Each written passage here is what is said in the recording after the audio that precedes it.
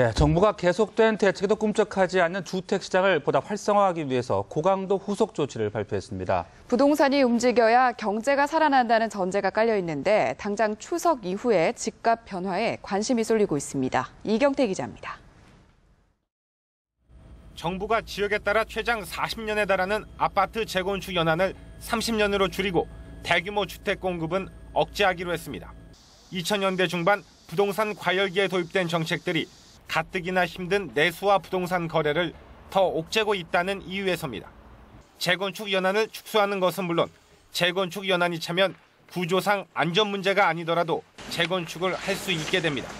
소형 평형 의무 건설 비율도 완화됩니다. 생활의 불편이 큰 경우에는 재건축이 용이하도록 안전진단 시 주거 환경 기준을 높이겠습니다. 임대주택 의무 건설 비율도 5%포인트 낮췄습니다. 사업성을 높여 재건축 추진을 쉽게 하겠다는 겁니다.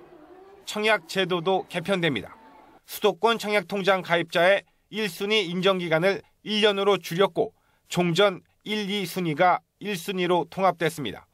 이럴 경우 수도권 1순위 청약자는 200만 명 이상 늘어난 722만여 명이 됩니다. 대규모 신도시 건설의 근거가 됐던 택지개발 촉진법은 폐지됩니다. 앞으로 분당 같은 대규모 신도시는 안 짓는다는 방침을 상징적으로 보여주는 겁니다.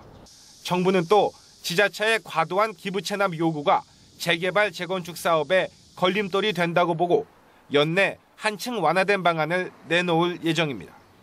뉴스와이 이경태입니다. 정부가 주택 재건축 규제를 대폭 완화하면서 시장에 적잖은 영향이 있을 것으로 전망됩니다. 특히 서울 목동과 상계동 등이 최대 수혜 지역으로 꼽히는데요. 향후 재건축 시장 전망을 팽재용 기자가 살펴봤습니다. 9일 부동산 대책의 핵심은 재건축 규제 완화입니다. 현재 20에서 40년인 재건축 연한을 최대 10년 단축해 재건축 대상 아파트가 대폭 늘어나게 됐습니다. 서울의 경우 1985년 이후 지어진 아파트는 재건축 연한이 30년에서 20년으로 줄게 됩니다. 이번 조치로 1980년대 중후반 지어진 목동 아파트와 노원구의 주공 아파트가 재건축 대상에 포함될 것으로 보입니다. 목동이 조금 더 시장이 활성화되면 역시 전국적으로 특히 서울을 비롯해서 전국적으로 좀 시장 활성화를 꾀하려는 정부의 좀 의지가 포함되지 않았나 이렇게 생각을 하고 있습니다. 재건축 구조안전평가 시 주거 환경의 배점을 40%로 높인 점도 주목 대상입니다.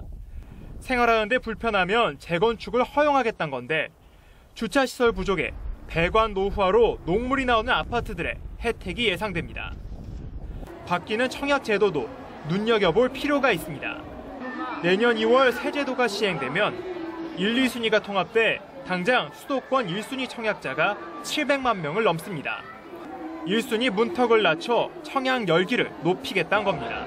투자 수요를 유인할 수 있는 효과는 있을 수 있으나 가격 경쟁력이 있거나 아니면은 지리적 우월한 일부 지역으로의 편중 현상이 나타날 수 있을 거라고 판단이 됩니다. 또 정부가 신도시 개발을 중단하고 LH공사가 주체가 되는 대규모 공공택지 지정을 3년간 하지 않기로 함에 따라 위례, 동탄이 등 남아있는 신도시들의 몸값은 치솟을 것으로 보입니다. 뉴스와이 팽재용입니다.